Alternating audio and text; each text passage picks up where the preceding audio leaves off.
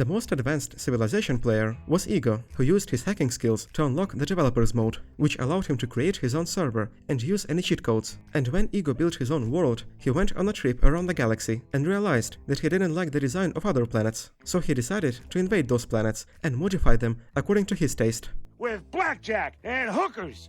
And for thousands of years, he has been planting the virus into the servers, so that later he would activate it and seize the entire map at once. But then it turned out that the bandwidth of his server is not big enough, and he needs a second hacker to accomplish his plans.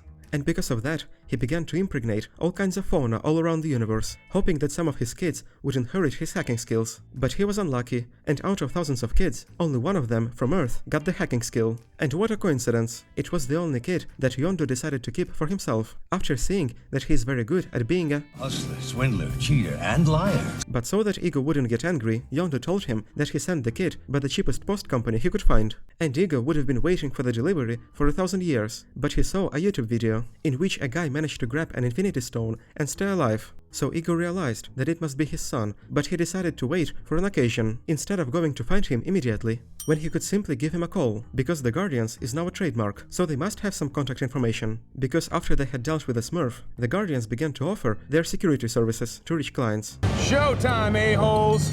And one day they got an order from the people who apparently watched Mad Max, but had only golden paint.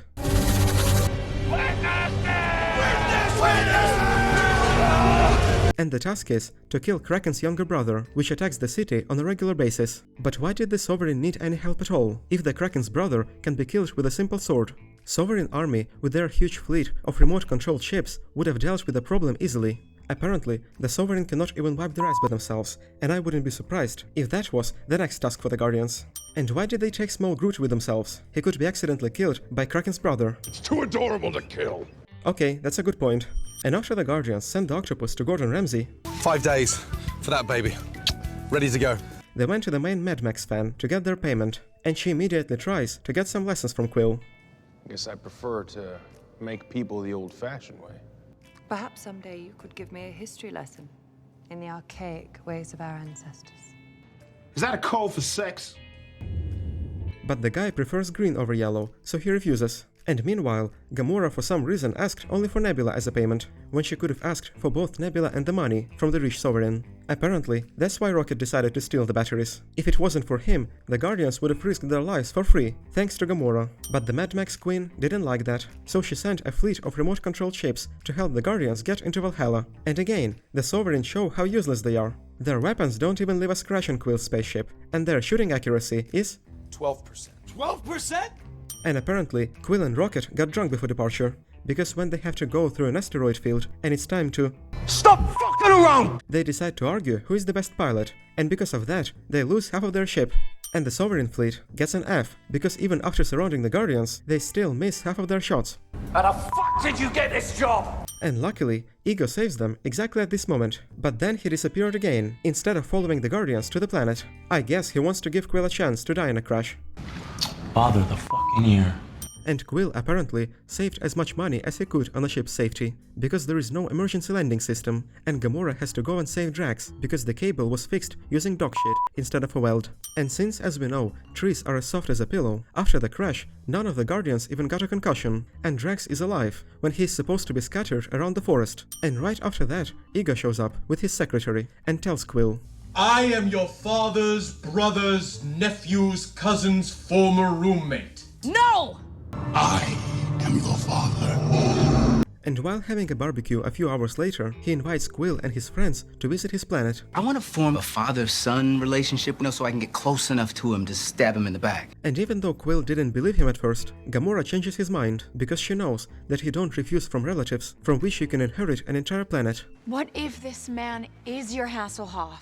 And he decided to leave Nebula with Rocket and Groot alone, when the daughter of Thanos can attack them any moment. And while the Guardians are on their way to the Ego's planet, the Mad Max fan hires Yondu to find Quill, knowing that he is Quill's father, so he wouldn't turn his son in.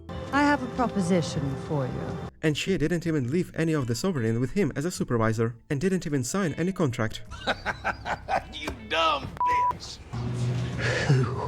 so Yondu easily finds Quill because he planted a GPS on his ship back on Xandar. But when he only wants to take the batteries and not kill the Guardians, for some reason he took an entire squad of armed Ravagers, so that there would be a great chance of a gunfight. But maybe Yondu knew that there would be no gunfight, because his mercenaries are quite useless. Some of them get an acupuncture session, some get a physics lesson about gravity, and the others get some electrotherapy. And Rocket even manages to melee 2 of them. But then Yondu himself joins the party.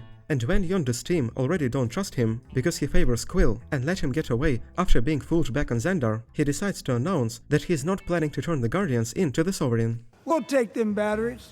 We ain't stupid enough to help kill the Guardians of the Galaxy. The whole dang Nova Corps be on us. When he could have captured Rocket and then staged his escape. And as a result, the most handsome guy decides to take over this freak show. But Nebula does it first. And when a stranger just shot one of the Ravagers, none of them even point their guns on her. That's how fucking stupid they are. Meanwhile, the Guardians arrive to the Ego's planet, and Gamora decides to ask how can anyone be so rich? You own a planet and can destroy 24 spaceships without a suit. What are you exactly? I'm what's called a celestial, sweetheart. He's got a code name. And then Ego tells the story that once upon a time he was just a brain, and now he's a hacker, so he can use cheat codes to get unlimited resources and power. And after that, he checks whether Quill has hacking skills, and explains how to use cheat codes. And while the father and his son are playing dodgeball, Drax decides to flirt with Ego's secretary, and he does it in his usual way.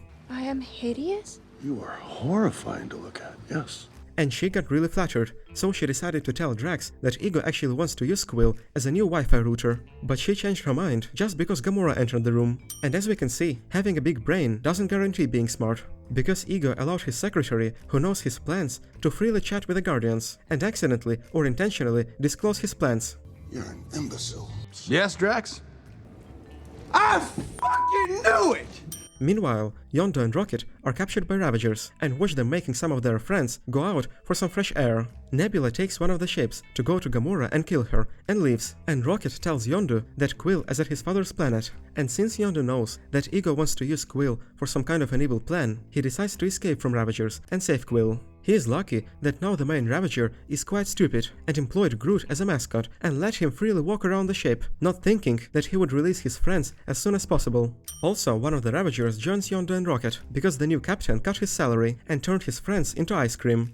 And they wouldn't have found the Finn if the new captain had at least some brain and had thrown all fins and arrows away from the ship, so that such Ravagers as Kraglin wouldn't be able to help Yondu escape. And Rocket is actually very smart. Knowing that they wouldn't be able to defeat several hundred Ravagers, he played Cardi B over the speakers to use it as a psychological weapon. You got any clones of Quill's old music on the ship? And because of that, the enemies got their brains melted. So instead of shooting, they simply run towards him or stand. So Yondu makes the bodies fall like snow on Christmas. But then, unfortunately, the music melts his brain as well. So instead of killing Taserface with an arrow, he decides to blow up the entire ship. What if he didn't have time to fly away to a safe distance? And what's the point of destroying the ship if all the enemies are dead? And because of this mistake, he has a small ship and a big problem, because Taserface managed to send Yondu's location to the Sovereign. I am sending you the coordinates for Yondu's ship.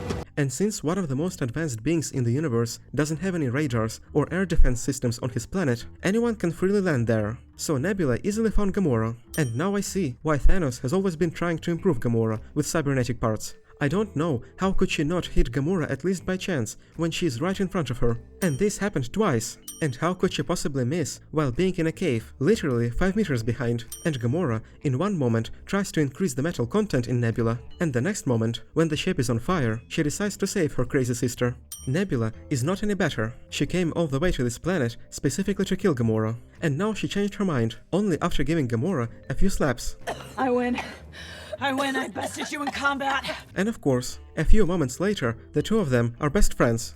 Salute me, familia. And while walking and sightseeing around the cave, the girls find the place where imbecile Ego keeps the skeletons of his kids, which didn't have any hacking skills. So he can destroy dozens of ships at once, but can't or doesn't want to disassemble the bones down to molecules, so that they wouldn't stink and spoil the appearance of his own planet. And before using Quill as a Wi-Fi router, imbecile Ego didn't get rid of the rest of the Guardians, because he didn't think that they can spoil his plans any moment. But then he does something that is beyond fucked up. he decides that is the perfect moment to start implementing his plan. So he shows Quill a cartoon describing how Quill would also be able to change the planets according to his taste. And when Quill actually agreed, Ego for some reason tells him that he killed his mother. It broke my heart to put that tumor in her head. You had to open your big mouth. What kind of reaction was he expecting? And because of his own stupidity, Ego has to force Quill to become a Wi-Fi router. And after the connection bandwidth reached 1000 terabytes per second, he begins to take over the planets. And when Ego is the planet itself, so he is supposed to sense what is happening around him, he didn't notice the Guardians approaching him, and didn't notice a spacecraft ramming the building. So because Yondu hit a strike, Ego loses his body and puts the virus on pause. But since Ego can be defeated only by destroying his big brain. There's one? Big brain.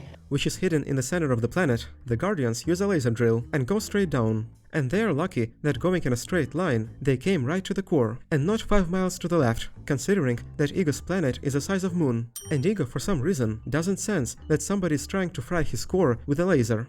No more drugs for that man. And very untimely, when the Guardians almost destroyed the core, Mad Max fans show up. And they embarrass themselves once again, because now their accuracy is even worse than last time. I thought you were professionals. But Rocket comes up with a plan to use the batteries as a bomb and use Groot for delivering the bomb into the core. And apparently, after having a nap, Ego finally decided to join the guests. And again, he behaves like an imbecile. Yeah. Like the dumbest motherfucker that ever lived. He decides to play bowling with the Guardians, instead of crushing them in 1 second, with thousands of tons of rock above their heads. So Mantis manages to put him to sleep. Meanwhile, the Sovereign still cannot defeat one ship. And when the ship finally stopped, the Mad Max fans decided to give a speech, and because of that, Yondu fries them, using Nebula as a battery. And when Groot almost planted the bomb, so the Guardians had to simply keep Ego asleep, a piece of debris hits Mantis, causing Ego to wake up. But fortunately, his brain is still asleep, so he simply waves his tentacles 20 feet away from the Guardians, so that they would have time to parry the attack. He couldn't even destroy the ship on a planet's surface. And only after Ego made himself a new body, this time with a functioning brain, he finally stopped playing around, so he connected Quill to Ethernet cable and continued his attack on the other planets. But Quill remembers his best moments, and rising level of confidence increases his hacking skills. And Ego still doesn't want to use the planet itself as a weapon and just crash Quill. And while the family is too busy cosplaying, Groot finds the main server and plants the bomb. And right after that, the Guardians decide to leave the planet, thinking that Quill will somehow save himself while being inside an exploding planet. Friends. Ha! What a scam! Only Yondu decided to stay and try to help Quill, so Rocket gives him only one flying spacesuit, and he didn't even try to go to the ship for the second spacesuit and bring it back, so that both Quill and Yondu would have a chance to survive. And right after that, Ego shows us for the last time how stupid he is. Seeing that the bomb is gonna explode next to his brain, he decided to persuade Quill to join his side, when he could create a tentacle and hit the bomb away. And because of that, the bomb destroys the main server, Ego gets deleted, and Quill loses his hacking skills. And Yondu saves Quill at the cost of his own life, simply because Rocket didn't want to go to the ship for the second spacesuit. I've never had a friend quite like you. Meanwhile, the main Mad Max fan still doesn't want to learn from her own mistakes. Instead of being at least a little grateful to the Guardians for saving the universe for the second time, she still tries to find a way of killing them. That is the next step in our evolution.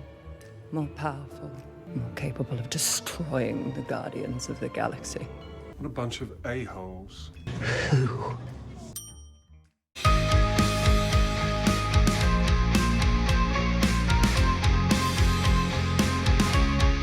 It broke my heart to put that tumor in her head. You killed my mother! Alright, I know that sounds bad. Bother the fucking ear.